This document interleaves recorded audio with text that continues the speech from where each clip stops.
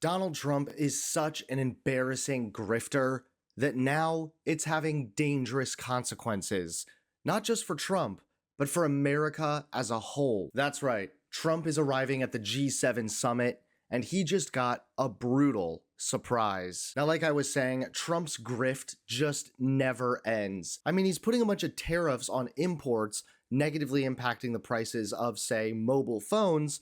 Now, Trump is introducing his own mobile phone. I wish I was kidding. This morning, you've got an announcement on a new phone. Tell me about that and what you're looking to, quote unquote, correct here.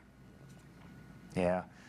Well, you know what, Maria, more and more we're using technology as a company, right, to correct the problems. Obviously, Truth Social was to correct freedom of speech, right? I mean, he lost his throughout the political process.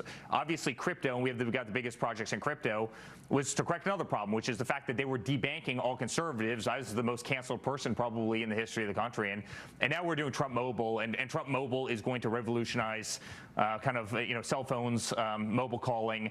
We're going to do it better. We're going to do it safer. We're going to have more functionality, more features. It's this kind of behavior coupled with Trump's out-of-control statements that's earned him such a negative reputation. I mean, even when he first arrived at the G7 summit, Trump instantly went to simping for Russia. Together very well. I look forward to that. The G7 used to be the G8. Barack Obama and a person named Trudeau didn't want to have Russia in. And I would say that that was a mistake, because I think you wouldn't have a war right now if you had Russia in. And you wouldn't have a war right now if Trump were president 4 years ago. But it didn't work out that way. But it used to be the G8, and now it's, I guess, what's that, 8 years ago, it switched over. They threw Russia out, which I claimed was a very big mistake. Even though I wasn't in politics then, I was very loud about it. It was a mistake in that you spend so much time talking about Russia, and he's no longer at the table, so it makes life more complicated. But you wouldn't have had the war. Other than that, I think we're going to accomplish a lot.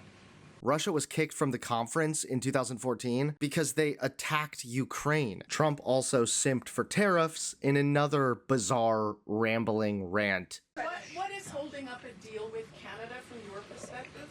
It's not so much holding up. I think we have different concepts. I have a tariff concept. Mark has a different concept, which is something that some people like. But we're going to see if we can get to the bottom of it today. I'm a tariff person. I've always been a tariff. It's simple, it's easy, it's precise, and it just goes very quickly. And I think Mark has a more complex idea, but also very good. But by far, the worst news that Trump received was revealed by CNN. That's right, Trump received a brutal surprise at the G7 summit. Take a look. With so many things that are sort of heavily weighing over this summit, what are you learning about what the people of these countries think about Donald Trump and whether he is with or against them? Yeah, I think that this title slide says it all, why Trump faces a tough room at the G7. That is because the countries outside the U.S. who are part of the G7, those folks, not big fans of Donald Trump. Not big fans at all. No confidence Trump will do the right thing when it comes to world affairs. Look at this. All these numbers are at least at 60% or above. You could start off here at the bottom, Japan 61, the UK 62. You go to that next row, Italy 68. We're getting higher and higher and higher. Canada 77. And finally, France 78%.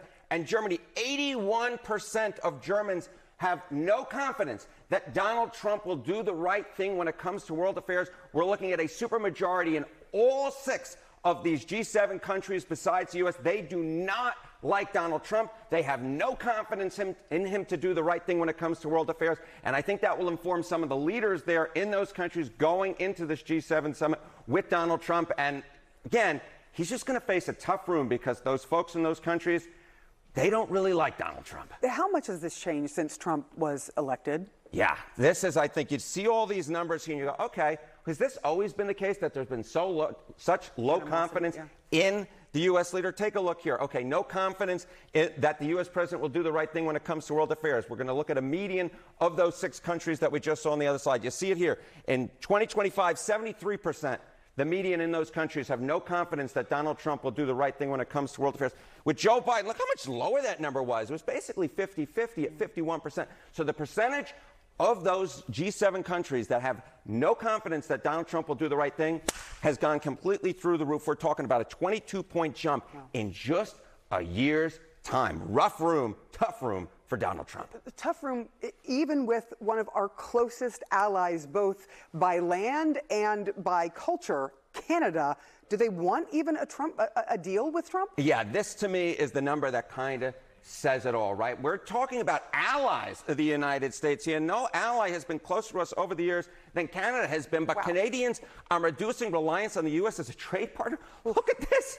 91% say that yes, that they in fact, that Canadians should in fact reduce reliance on the U.S. as a trade partner. You never see numbers that high. I'm laughing because it's just unprecedented compared to just 9% who disagree.